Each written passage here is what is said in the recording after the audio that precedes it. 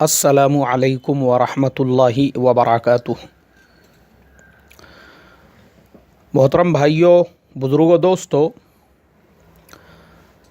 ये हमारा इस्लाह मुआशरा का 558वां सबक है। मोहतरम बुज़ुर्गों, अभी एक दो रोज़ पहले एक मस्जिद में मुझे ज़ोहर की नमाज़ पढ़ने का मौका मिला। तो अचानक एक साहब मेरा इंतज़ार कर रहे थे। मैं सुन्नत और नवाफिल वग़ैरह पढ़ कर जब बाहर निकला, अस्सलामु अलैकुम। वालेकुम अस्सलाम। अरे मौलाना, पहचाने नहीं? मैं आपका पुराना मुसल्ली हूँ। एक ज़माने में फ़ज्र की नमाज़ में आपके पीछे पढ़ा करता था। मैंने कहा अरे माशाअल्लाह माशाअल्लाह, मैं जब फ़लाने इलाक़े में इमामत करता था। बोले जी जी जी, बिल्कुल सही पहचाने आपने। चलिए चलिए, मैं आपके लिए ही रुका हूँ। मैंने कहा देखो, मैं यहाँ पे एक और साहब से मिलने के लिए आया हुआ हूँ। उन्होंने कहा ठीक है, कोई हर्ज नहीं है, आप उनसे मिल लीजिए, लेकिन हमारी दावत कबूल कीजिए। अभी आप आए हैं, हम लोग पहले खाना खाएंगे, उसके बाद में फिर अब आपका आगे का सफ़र कीजिए। मैंने कहा नहीं, अभी फ़िलहाल थोड़ा सा टाइमिंग का बहुत प्रॉब्लम है।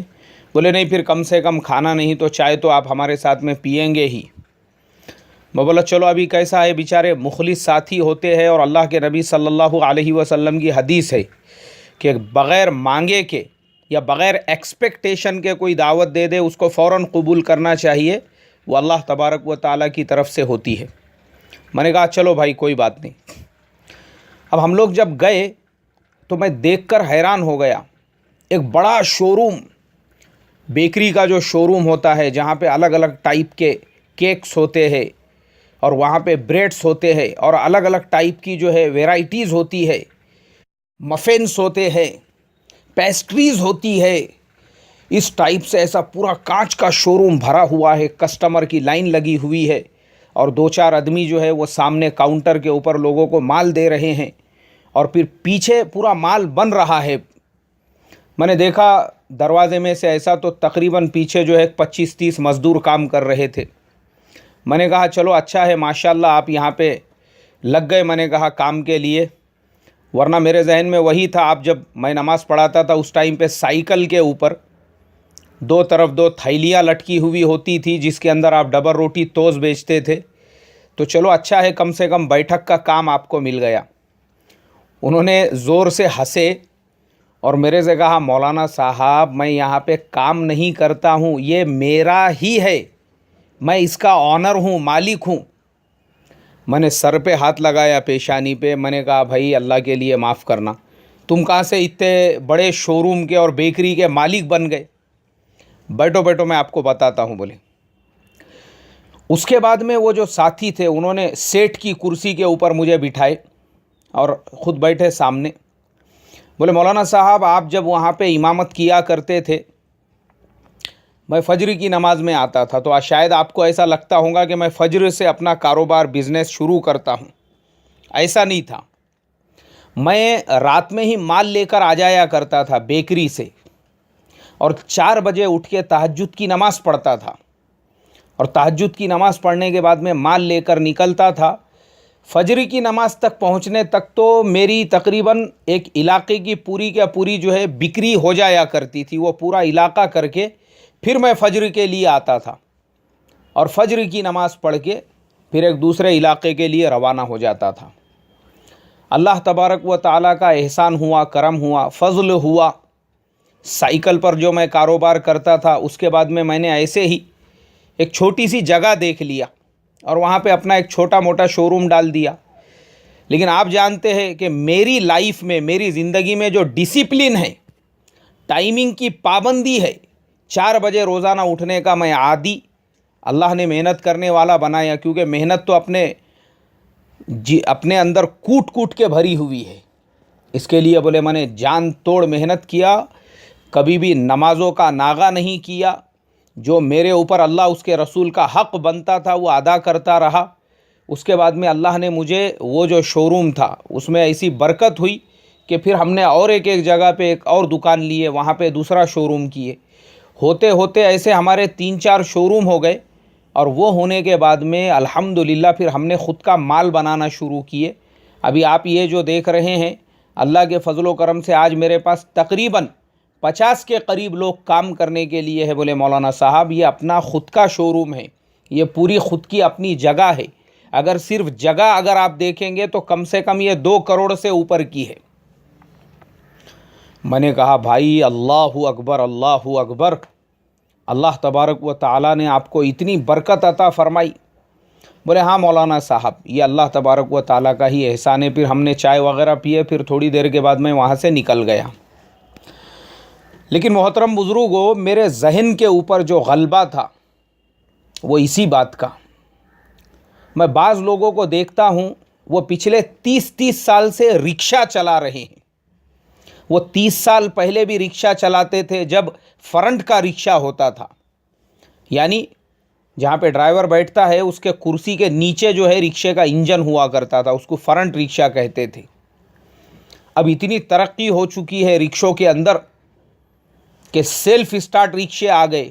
लेकिन वो जनाब रिक्शे से कार में या बड़ी गाड़ी में नहीं पहुँचे, आज भी रिक्शा ही चला रहे हैं। मैं सोचने लगा कि ऐसा क्यों होता होगा कि बाज़ लोग सालों से गाड़े के ऊपर तिजारत कर रहे हैं। आज उनको गाड़े पे ही दुकान लगाते हुए कम से कम 30 साल 40 साल हो चुके हैं, आज भी वो गाड़े पे ही है। बल्कि उल्टा मैंने देखा हूँ, बाज़ लोगों को वो शोरूम से गाड़ों पे आ गए रिवर्स गियर में। बाज़ ऐसे देखा हूँ मार्केट और बीट से वो वापस गाड़े पे आ गए। ऐसा क्यों है? मैं सोचने लगा। और ये आदमी में ऐसी क्या सिफत थी जिसकी वजह से साइकिल से ये शोरूम में पहुंचा, शोरूम से कई शोरूमों का मालिक बना, और ये किसी के पास से माल लेने वाला आज 50 लोग इसके पास से माल ले रहे हैं, और 50 से ज़्यादा लोगों को अल्लाह इसके ज़रिए से रोज़ी रोज़गार दे रहा है। वो क्या बात थी मोहतरम बुज़ुर्गों? वो थी अपने वक्त की कदर करना और अपना जो टाइम है उसका मिसयूज़ होने से बचाना। मिसयूज़ मतलब सुबह जल्दी उठ गए 4 बजे, काम पे लग गए, मेहनत में पूरा अपना कॉन्संट्रेट अपने काम के ऊपर। मुझे खुद पता है उस ज़माने में भी उनकी ज़्यादा फ्रेंडशिप नहीं, दोस्ती नहीं, कुछ नहीं, अपना काम से काम। उस आदमी ने काम पे ध्यान देकर बुरी आदतों से, बुरी सोहबतों से बचकर जब मेहनत किया, देखो ना आज अल्लाह ने कैसे नवाजे। एक आदमी 2-2 रुपये की डबल रोटी तोस बेचने वाला गाड़ी के ऊपर, साइकिल के ऊपर आज शोरूमों का मालिक बन के बैठा हुआ है। अब मैं आपको एक और मिसाल देता हूँ। जब इंसान के ज़िंदगी में नवाबियत आ जाती है, आज जो है ना हमारा मुसलमानों का मसला, बहुत सारे लोग, मैं बोल रहा हूँ ना, मेरा तो रोज़ का मामूल है, कई लोग रोज़ी रोज़गार के परेशानी वाले और उसके लिए अमल पूछने वाले मुझे मिलते रहते हैं। मगर मैं इससे पहले भी बता चुका हूँ, ज़िंदगी में अगर चेंज नहीं रहेगा और उसके बाद में अमल का नींबू, अमल की हरी मिर्ची, अमल का नारियल नहीं, तुमने अपने दुकान में, अपने शोरूम में नारियल का खेत भी पूरा पेर दिए ना, ऐसे नारियल के बड़े बड़े पोटले भी लटका दिए, तो कोई चेंज आने वाला नहीं है। अपने आप को चेंज करना पड़ेगा, मिजाज को चेंज करना पड़ेगा, नवाबीपन निकालना पड़ेगा। देखो बरकतें कैसे आती है। एक साहब मेरे पहचानत के अमेरिका में जॉब किया करते थे। कितनी सैलरी थी? इंडिया के हिसाब से तकरीबन जनाब को $3000 के करीब मिला करते थे, जो अपने यहाँ के तकरीबन 2.25 लाख रुपये के करीब होते। तकरीबन वहाँ पे 2-3 साल उन्होंने जॉब किए। America return, America return, America return. अब यहाँ जो है मार्केट के अंदर अफवाह फैल गई, हर आदमी उनसे मिलना चाह रहा है, हर आदमी उनसे चाय पीना चाह रहा, अमेरिका रिटर्न, अमेरिका रिटर्न। अब यहाँ आने के बाद में अमेरिका में 2 साल रहकर भी जनाब के ज़िंदगी में वैसा डिसिप्लिन नहीं आया, जनाब के ज़िंदगी में कोई चेंजेस आए नहीं।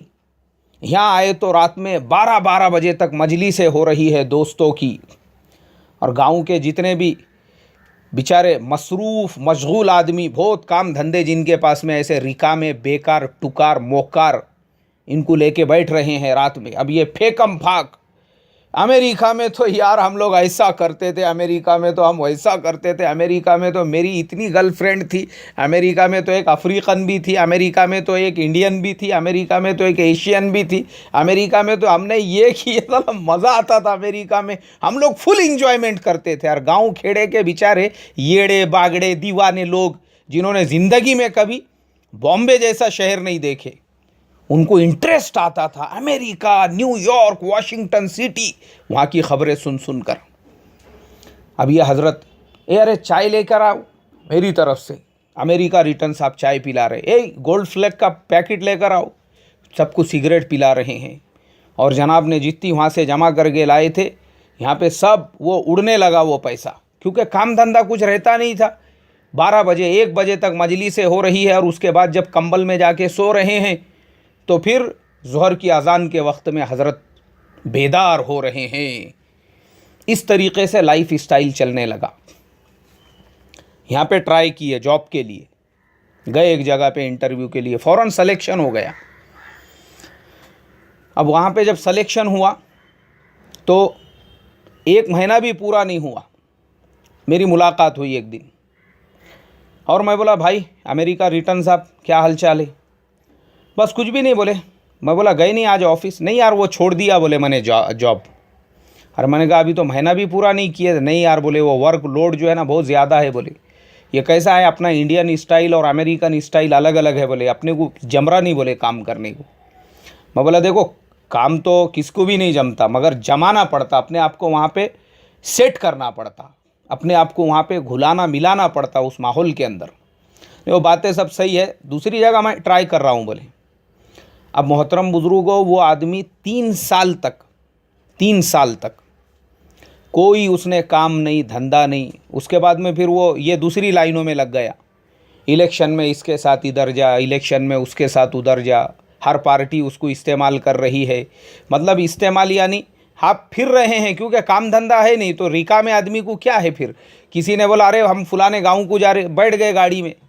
किसी ने बोला हम किसी के वहाँ लड़की देखने को जा रहे, बैठ गए गाड़ी में। किसी ने बोला हम फलाने के वहाँ छिल्ले में जा रहे, बैठ गए गाड़ी में। क्यों? काम धंधा नहीं है ना रिकामे को, काम धंधा नहीं, इसलिए तुमको हर शादी में दिखेगा, हर रस्म के प्रोग्राम में दिखेगा, हर छिल्ले में दिखेगा, हर छट्टी में दिखेगा, हर फंक्शन में दिखेगा, हर मजलिस में दिखेगा। क्यों? काम धंधा नहीं बेचारे के पास। जिसने खांधे पे हाथ रखा निकल गए उसके साथ में। अब 3 साल बर्बाद हो गए पुढ़ारी बनने के चक्कर में। अब चौधरी बनने का था, चौधरी बनने के चक्कर में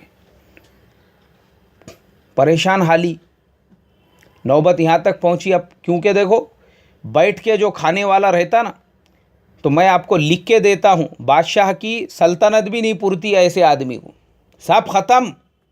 जितना लाए थे अमेरिका से जमा करके, अब उसके बाद यहाँ पे ये नौबत पहुँची, फिर गए जॉब के लिए बड़े मुश्किल से। क्योंकि देखो कंपनियाँ भी जो है ना, किसी का अगर वर्क और काम के दरमियान जो गैप पड़ रहा है उसको फिर बाद में रिजेक्ट करते रहती, भाई तुमने 3 साल क्या करे बोल के। लेकिन उसके बावजूद कोशिश करके, मेहनत करके, जान पहचान में एक उनके दोस्त ने उनको लगा दिया काम से। मेरी भी मुलाकात हुई, बोले माशाल्लाह मैं काम पे लग गया हूँ। लेकिन फिर 15 दिन के बाद में वो काम छोड़ दिया आपने। मैं बोला अरे यार क्यों छोड़े? नहीं यार जमरा नहीं बोले मुझे, वहाँ मेरा मिजाज मिल रहा नहीं बोले किसी से। अरे यार ऐसा रहता क्या, काम के टाइम पे साला 10 मिनट भी लेट नहीं हुए ना तो वो बॉस जो है हमारा वो ऐसा घुर घुर के देख रहा बोले मुझे। परसों के दिन मैंने ऐसी निकलते टाइम पे सिस्टम बंद करना भूल गया, तो वो दूसरे दिन आके सबके सामने मेरे को डांट दिया। बोले मैं सुनता नहीं, मैं मेरे बाप की नहीं सुनता, बॉस की कौन सुन रहा बोले। मैंने कहा यार कितनी गलत बात है ये एकदम मेजर ऑफेंसिव है ये, according to the rule of official life.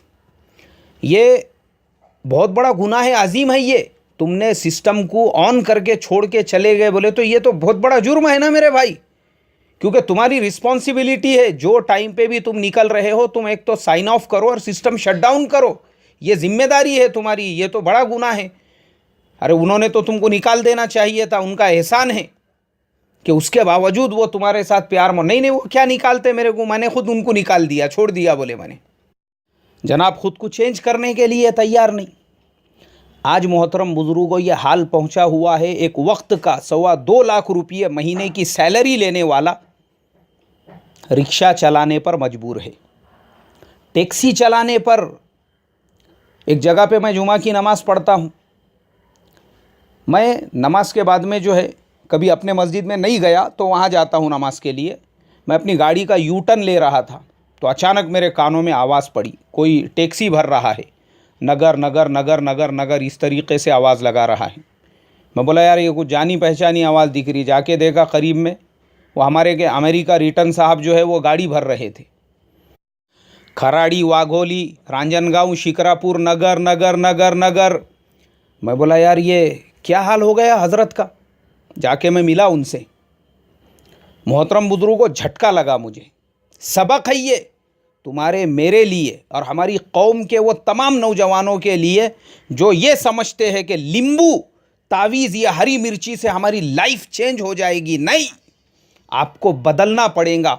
एक साइकिल वाला मेहनत करेगा, अल्लाह उसको शोरूमों का मालिक बनाएगा। और एक अमेरिका रिटर्न 2.25 लाख रुपये सैलरी लेने वाला अल्लाह और उसके रसूल के हुक्म को तोड़ेगा और उसकी ज़िंदगी में डिसिप्लिन नहीं होगा, उसके ज़िंदगी में वक्त की पाबंदी नहीं होगी, उसके ज़िंदगी में सीरियसनेस नहीं होगा, अपनी ज़िंदगी को पास करेगा, पास सिगरेटों में, बीड़ियों में, मजलिसों में, हुक्का बारों में, इधर उधर। याद रखो ये नौबत आएगी। हमने अपनी आंखों से देखा, अरे नवाबियतें, बादशाहतें नहीं बाकी रह सकी। ये क्या चीज़ है? 100 200 एकड़ के मालिकों को हमने देखा अय्याशियों में और ऐसे टाइम पास करने में पूरी क्या पूरी दौलतें चली गई। उन्होंने मुर्गों को नहीं खाए, मुर्गा पार्टियों ने उनकी दौलतें खा ली है। तो बदलो अपने आप को, चेंज करो, चेंज। और ख़ुद सोचो हम अपनी ज़िंदगी को कैसे बदल सकते हैं। बस अल्लाह ताला हम तमाम को समझ अता फरमाए। अस्सलामु अलैकुम व रहमतुल्लाहि व बरकातुहू।